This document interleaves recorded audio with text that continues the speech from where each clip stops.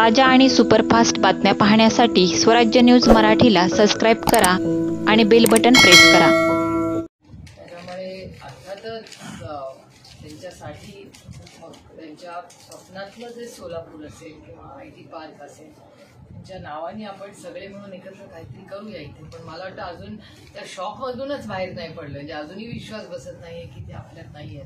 मला ती त्यांच्या इलेक्शनची सभा आठवते, उभं म्हणजे सगळं असं वाटतं की ते जणू काय कालच झालं।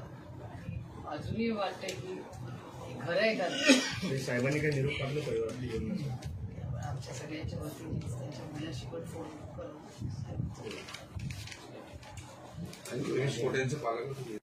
नाही, हा एक सामाजिक घरगुती विषय आमच्या सगळ्यांसाठी आहे।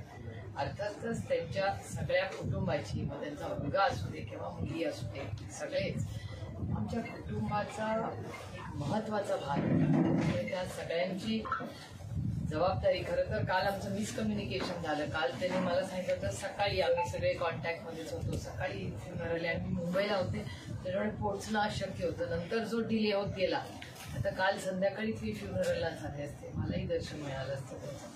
म्हणून आज मी तातडीने कुटुंबाला भेटायला आले। मी आधीच येणार होते, पण त्याचे काही रिच्युअल्स आले होते म्हणून त्यांनीच मला सांगितलं की आज संध्याकाळी या। मी आज मी सकाळी येणार होते, पण एक खूप दुर्दैवी आणि मला अजूनही खरं वाटत नाही। हे वय पण नाही, सो यंग, जेमतेम 60 वर्षाचे पण जेमतेम आहेत, त्याच्यामुळे खूप यंग, खूप मोठा लॉस, एक पर्सनल लॉस आमच्या सगळ्यांना। एक विजनरी नेता होता खरं तर, आज ते नाही आहेत, काय भावना आहेत? आमचे कौटुंबिक संबंध अनेक वर्षाचे नाही, दशकांचे आहेत आणि आमच्या सगळ्यांच्याच वतीने, म्हणजे पवार कुटुंब, सुळे कुटुंब, पक्ष, आम्ही सगळ्यांच्या खरं कुटुंबाचाच भाग आहे आणि तमाम त्यांच्यावर प्रेम करणारे, हजारोने लाखो त्यांच्यावर प्रेम करणारे जी लोक आहेत, त्यांच्या सगळ्यांच्या वतीने मी आदरांजली आणि श्रद्धांजली अर्पण करते।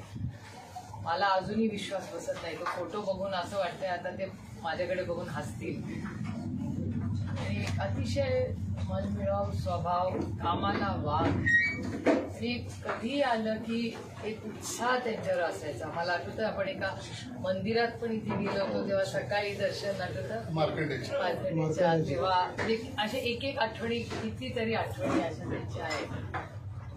मी एवढंच म्हणेन, हा अतिशय अडचणीचा काळ त्यांच्या कुटुंबासाठी, संघटनेसाठी, सगळ्याच आमच्यासाठी आहे ना। आदरांजली आणि मनापासून श्रद्धांजली अर्पण करते। आणि त्यांची ही जी पोकळी आहे ही सोलापूर काय मला नाही वाटत आपल्या कुणाच्याही आयुष्यात घडून येईल।